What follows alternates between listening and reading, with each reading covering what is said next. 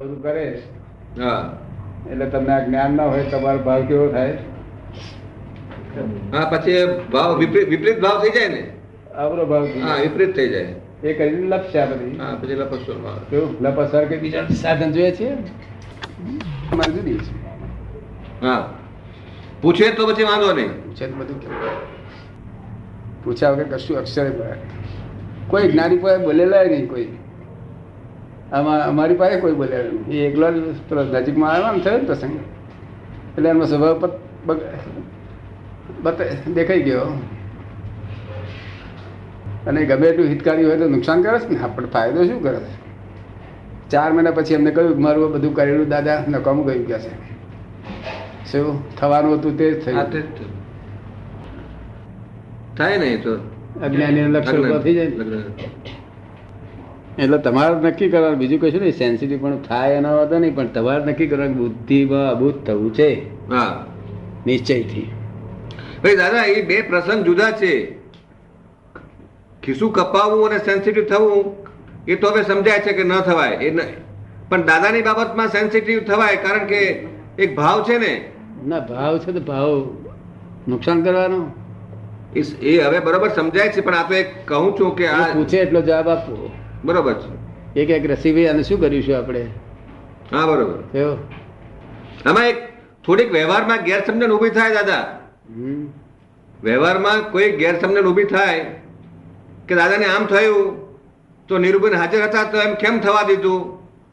આવી બહાર વ્યવહારમાં ગેરસમજણ ઊભી થાય એ જોવાનું નહીં આપણે. હા, એ બરોબર છે. આ એક વાત કરો છો એ આપણે જોવાનું નહીં, પરિણામો જોવાનું નહીં. અજ્ઞાન પરિણામ કહેવાય બધા. હા, એ ખરી વાત છે. સચ્ચિદાનંદ સચ્ચિદાનંદ. એ પુણે હોય તો સેવા મળે તો કેવી રીતે સેવા મળે?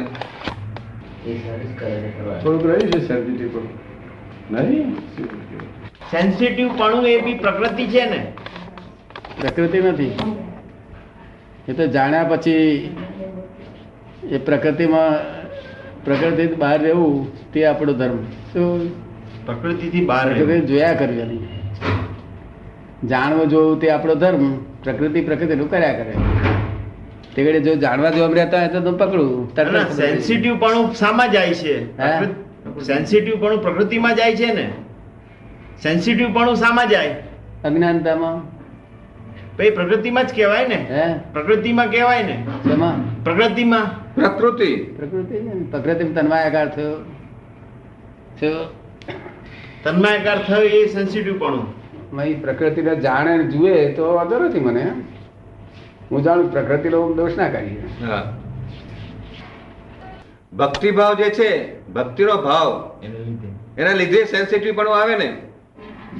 એવું નહીં, સેન્સિટિવ તો ચપળતા છે, ચંચળતા છે.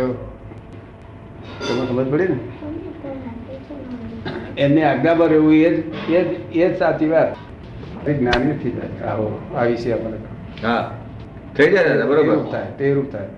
એવું થાય. પણ દાદા, અમે હવે તો બહુ જ જાગ્રત રહેવું પડે દાદા. આપની વાત તો એટલી બધી છે કે બહુ જાગૃતિ રાખવી પડે. સંપૂર્ણ જાગૃતિ એમનો કેવો જ્ઞાન? હા, પેલું ખાંડાની ધાર ઉપર ચાલવા જેવી વાત છે. ખાંડાના ધાર પર એમને ચાલશે એવું કઈ શબ્દ કહ્યો તો એમ પકડીએ ને તરત. એ મારી ભૂલ થઈ હશે, એમાં એમ બોલવામાં મારી ભૂલ થઈ હશે. સંપૂર્ણ બ્રહ્મચર્ય પાળવાની શક્તિ. હા દાદા, સંપૂર્ણ બ્રહ્મચર્ય પાળવાની શક્તિ અને અમારું આજ્ઞા એ બહુ ઊંચું લઈ જશે. એમનો નિશ્ચય ના અમારી આજ્ઞા કામ જ કરી નાખશે. જો સહેજ જય મય ના થયું તો અમારી આજ્ઞા બતાવશે જોવા જશે ને. હા, અને આપણે પ્રતિજ્ઞા નહીં છોડવી. સહેજ જય વિચાર આવ્યો તો ધો કરવું, અડધો કલાક સુધી ધો કરવું. કેમ હજુ વિચાર આવે છે? બરોબર. અને વાંક તો માળવી જ નહીં કોઈના સામે. જેને બ્રહ્મચર્ય પાડવું તેને વાંક મડાય નહીં, બીજા બધા તો મળે.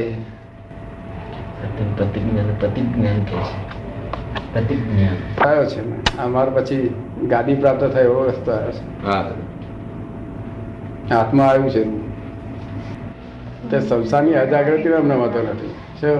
હા દાદા, પણ અજાગૃતિ હજુ કાઢવાની બહુ મુશ્કેલ વસ્તુ છે. શું? અજાગૃતિનો પ્રમાદ કયો છે? શું પ્રમાદ કયો છે? હું તો એક ક્ષણ ચૂકે નહીં તારે જાગૃત કહેવાય. છતાં જેટલું થાય એટલું કરજો મારું કહેવું.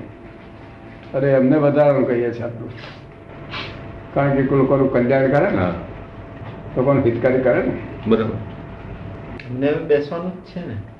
તો તમે કહીએ દાદા દાદા કરે બરાબર.